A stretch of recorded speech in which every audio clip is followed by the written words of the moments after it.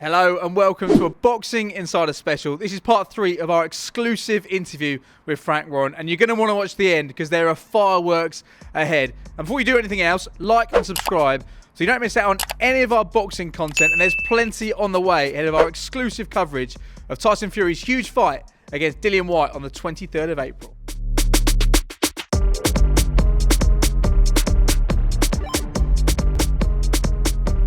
Frank, we've spent a lot of time looking backwards, but now I want to look forwards when it comes to the career of Tyson Fury. And we spoke about that trilogy, the incredible trilogy between Tyson and Deontay Wilder. In the days that followed that, many felt that maybe Tyson would walk away from the sport. What was your reading and your feeling on the situation at that point? I think it's two things with that. One, I don't think he's got anything else to do in the sport. You know, he's beat the two best heavyweights for the class's best heavyweights for various reasons. One, Klitschko, beyond doubt, was the best of his generation. Deontay Wilder, statistically, the hardest punching heavyweight ever. For me, certainly the hardest punching heavyweight out there in the last 30 odd years, no doubt about that. And he, you know, as we know, really beaten 3 times, got robbed the first time. So he's got nothing else to do. But there's another side of it. It's not about what he has to do. It's what actually, with the problems he's had in the past, the mental issue of his life, what he needs to do, and the training seems to be for him. So there's that part of it, and obviously everybody was we were really working hard trying to make the Usyk fight, because that again never been everybody hold the 4 belts. It's never happened. And that would have been fantastic for him. He says he's not interested in the history of boxing and that. He is. He doesn't think he is, but he is, because he's a great boxing historian. And all the fighters he talks about is all what they've done. You know, the history and their part in history. And that for me is, he gets those 4 belts. I don't think anybody will top that for a long, long time, because they'll fragment afterwards. No doubt about that. But he's got this fight coming up against somebody who's been hanging around for, 1,200 days, whatever it is. Not down to us or anybody. You know, he's got to look elsewhere to blame that on to somebody. But he's been hanging around. But he's got his opportunity now, and it's a big fight. And we paid a record purse bid for it. It's a record amount of money being spent from any boxing perspective on any boxing show in the UK. It's the highest grossing event that's ever taken place at Wembley Arena on a single day. And I don't mean just boxing, I mean anything they've ever had. We didn't get any help whatsoever from Dillian Whyte. It's quite sad that we didn't get any help from him. They haven't adhered to the contract or the contractual commitments as far as publicity is concerned. But you know what? I've sat back and said to Tyson, when we're having all this rubbish going on about private jets and all the various other stuff that's well documented, I said, you know what, you haven't fought here for 4 years. This is Tyson Fury show. I listen to the cab driver or people if I'm having a drink or in a pub. When's Tyson coming back? That's all you get. When are we going to see Tyson? Well, he's back. And you know what? They wanted to see him. I don't care who he was fighting. He would have done the same thing. That show sold out, truthfully sold out, in under 3 hours online, which is a fact. You look at Ticketmaster, 171,000 people in the queue for tickets, 250,000 inquiries. That was the attraction of Tyson Fury. And Dillian Whyte could have been a massive part of being there at the start of this, and part of that, and building his profile. I mean, nobody knows him in the States. In the States, he'd start building himself. I mean, it's not too late now, I hope, for him to get involved. But anyway, the bottom line is, it was Tyson Fury's homecoming, and they came out for him. And they came out for him for a reason, because he's the biggest character in boxing, and in my opinion, the biggest character certainly in British sport and maybe world sport. He's a character. Well, the one fight that you mentioned that a lot of fans wanted was that unification, Alexander Usyk against Tyson Fury, after what Alexander did against Anthony Joshua. Yeah. In terms of your conversations with Usyk's team, how close were you to striking a deal for that fight to be made? We were quite close to getting it done. We were very close to getting it done. But, the WBC put out their if you remember, it's before Christmas 2020. Tyson said, "I want to be out again." He had one fight in 2 years again because of COVID and the lockdown and so forth. So he had one fight. So he wanted to get out, and we were going to fight. He was going to fight, I should say, in February. And then the WBC put the thing out. So we said, right, okay, we'll go. Let's get rid of this obligation. So we won the purse bid, as you know, and that's been pushed back to April. Usyk's, think about it wouldn't have happened anyway with the terrible situation in Ukraine. It wouldn't have happened. He wouldn't have fought because of what the war was going on. And Usyk, by the way, wasn't going to be ready till June anyway. So it just would not have happened. So we are where we are, and if he comes through, because anything can happen in heavyweight boxing. There's no foregone conclusions. Anything can happen. Big guys letting bombs go. Anything can happen.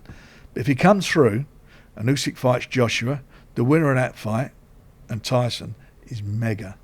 It's a mega fight.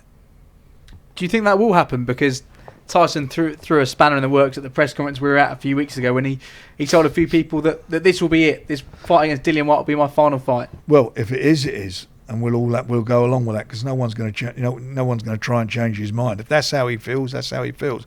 But if he doesn't, and as I've said, what happens, then everybody will buy into it. But if he doesn't want to fight on, then he doesn't. Then that's it. That's how it'll be. There was so much talk for a while about step-aside deals with Dillian Whyte and with Anthony Joshua, and Eddie Hearn has consistently said that Anthony Joshua turned down the money to have this step-aside. What is your reading of the situation? It's not true. It's not true. Right at the death, before the WBC ordered the fight, he asked for another $5 million, and that is a fact. That's what happened. 100% what happened. Do you think he was quite prepared to take the step-aside deal then? I think so. I do think so. Yeah, I do think so. I don't think he beats Usyk next time. Listen, anything can happen. I don't think, but looking at him and Usyk, all I do is look at a fight and see what your physical attributes are. You look at two fighters, right? Has this guy got a longer reach? Has he got a better chin? Is he a better boxer? He was a much bigger guy than Usyk, and only had a couple of fights and didn't look. He didn't look brilliant at that weight, did he? And against Chisora and that, he didn't look like he was a fantastic addition to the heavyweight scene. Albeit he was a great cruiserweight. I'm not going to take that away. He was an excellent cruiserweight. And so you thought that Joshua would have been too big for him. You thought his reach would have been too much for him, but it wasn't. Usyk figured him out like in round one. He got on him. And what surprised me, where you expect like a smaller guy like him coming up a weight, so he's got to use his attributes. And what would that be? To get underneath Joshua's jab, under his reach, and work inside. He was beating him on the jab on the outside, which I was quite surprised at. And Joshua at times didn't even look like he wanted to be in there. I can't remember what round it is.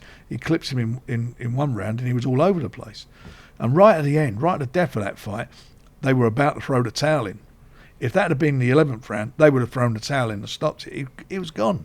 So what is he going to bring back? Usyk's going to be more comfortable now, you would think, at that weight now. Problem is, obviously, he's been in the Ukraine and all what's going on there, so I'm sure his mind's not being on boxing. But if he gets himself into boxer mode, and if he does fight and he's 100% up there mentally, I just don't see what Joshua can. I really do fancy him to beat him. So if Tyson wins and Usyk wins, we can easily make that fight. We await confirmation to see when that fight will take place between Joshua and Usyk. But one fight we do know is happening next month between Tyson Fury and Dillian Whyte, live on talkSPORT. We're delighted to have that fight, Frank. But for whatever reason, there's been issues in the build-up to this fight. You've had time to negotiate with Dillian's team. Why has it been so problematic from the very moment this fight was ordered, the moment you won the purse bids? It feels like it's still going on. There's still this saga ongoing. You're absolutely right. Why? You started off what you asked in the question by saying it was negotiated. Yeah, it was negotiated. There was a negotiation period and terms weren't reached. If you can't reach terms, you then go to purse bids. And the purse bid, the winning promoter gets rights. He gets the sole rights for the fight. He gets the rights to the build-up for the fight of all the filming, he gets the rights to sell the fight around the world, sell the tickets, everything. It's not another negotiation. That's it. You send the contract to the lawyer. His lawyer received the contract and signed the contract, got Dillian to sign it after advising him. In that contract, all the things they've asked for since are not in there. Not in there at all. Not one of the things he's asked for is in the contract that he advised his client to sign. Not one thing. In the contract it says economy tickets, because that's the standard thing for a purse bid, not a private plane. It doesn't say about escrows, nothing in there about escrow accounts, nothing in there about ticket allocations, not a thing. And we were quite willing to make this a bit smoother. Of course, we'd sort something out with tickets. Private plane, I don't want to give him a private plane, but when it was he's not going to show up for the press conference, give him a private plane. Escrow, we'll put the money in escrow. We agreed to 2 things, then they want another 10. So it went nowhere. So it's all well documented. And I was on talkSPORT recently with the lawyer. I thought made himself look a complete brat, asking for stuff that's not there. We are where we are. All we expect now is the contract that we got to be honoured. And he has obligations in that contract to be honoured. And if he doesn't honour them, we'll sort that out after the fight. As long as he's there on the night, as long as he weighs in, as long as he's there on the night, we'll move ahead with it. But we have honoured our contract. And I prove a point. If we hadn't honoured it and been honourable in all what we're doing, you heard that lawyer. Do you not think he'd be suing us? So as far as you're concerned, you're delivering everything that's within the contract, as far as I'm concerned, all parties as far signed. as everybody's concerned, as far as the WBC is concerned, as far as the British Boxing Board is concerned, as far as my lawyer's concerned, we've done everything. Money, you win the purse bid, you put the 10% in, that went into escrow. The date and venue had to be determined within a period of time. We delivered on that. Pick up the phone and ask the WBC if we've done everything above board. 100%. All our contractual commitments have been honoured. He breached his contract with the very first thing he had to do, which was to show up at a press conference. Why do you think Dillian and his team are behaving in this way? Why do you think he's been so silent? Is he taking out his fury, which he has about the split with the WBC, out on you and the promotion for this fight and this event? But it's not. We didn't determine the split, and the split was really quite simple. How they work these splits out, it's based upon. He keeps on going about interim champion. He lost the fight in between, but also they base it on the purses that you've earned. And his last purse was 300,000. Tyson's last purse lodged with the WBC was 21 million, and that's how they determine what the split. In fact, if you look at the monies they earned, it should be less than 20%, but that's the least it can be. So that's what he's getting. That's not my doing. That's how it is. We're being penalised for winning a purse bid, which if we hadn't won it, it'd be getting 2 million less fighting for Matchroom, and 1 million less on the upside. Because remember, he does have an upside of 4 million if he wins this fight. So there is an upside there for him if he wins the fight. And it's quite frustrating for me and for everybody involved that we're having to keep explaining something away that, legally we're absolutely on the money, and morally, from his solicitor's point of view, they should be doing the right thing. He advised him to sign the contract, and why is he doing it? He's got these advisors around him. He's got one guy around him. What's his name? Jay Patrick. They've been into BT. They went up to BT, tried to do something up there, that asked him for stuff that they weren't, they were never. What were they asking for? They were asking for tickets and all sorts of things, flights and money and escrows. What are going to BT? The contract's with me, or with Queensbury. They've written to last week to Top Rank saying they mustn't use his photograph. Told us we can't use his photograph on a poster. How is that helping a promotion? So I don't think he's being advised at all correctly and sensibly. And I can't for the life of me think that he must be looking and think to himself, do you know what? Why am I in this position? How's this come about? I had some people who actually wanted to put the money into escrow. were willing to do it. It's sitting in an escrow account in a bank right now. That could be in the switch to him. Why didn't that happen? If I was him, I'd be thinking, who's advised me? What advice am I getting here? It's crazy stuff. I mean, it's madness. I don't know where he's got with this, and I don't know why. I have no idea why he's behaving the way he's behaving. It's great news from your point of view. The event sold out in a matter of hours. It's going to do huge numbers. It'll be watched by millions around the world. But has Dillian Whyte's silence disappointed you? Very much so. Because I'm a promoter. I want this to be a successful event. It should disappoint him. ESPN are broadcasting this back in the States. They're the biggest sports broadcaster in the world, and certainly in America. He doesn't even want to do the normal things that you do, where you spend half a day with the broadcasters. BT and ESPN, they want to go to the gym, talk to him like you do, normal stuff, like he's done in every fight he's had up until this one, like he appeared at every press conference he had up until this one, like his last fight he got 300,000. And we're paying him 32 times more than he got for his last fight. But we're the enemy. Where's the logic to this? Of course I'm disappointed. I'm very disappointed with it. It's totally unprofessional. And if we go down this road in the future, all you're going to be doing is interviewing me instead of fighters. And where's that get? Where's the public getting out of that? They want to hear the fighter. They want to see what's going on. They want to listen to him on the radio. How do you feel about the fight? They want to see his posting on social media. He's not posted one single thing yet. After moaning for 1,200 days, he's not been able to fight for a world title. And final question, as we move towards this big event on April the 23rd, we heard what was said between yourself and Jeffrey Benz on talkSPORT. Are negotiations or negotiations, the fights will be remade, but are there talks underway to try and smooth relations as we move towards this? I'm not dealing with Jeffrey Benz. How can you deal with? You heard him. He's a lawyer. I mean, what? How many lawyers? I've never heard of a lawyer, a barrister, by the way, who's ringing up newspapers and ringing up radio stations. Why is he doing that? I've never heard of that. That's no behaviour from somebody who's from a barrister. That's no way.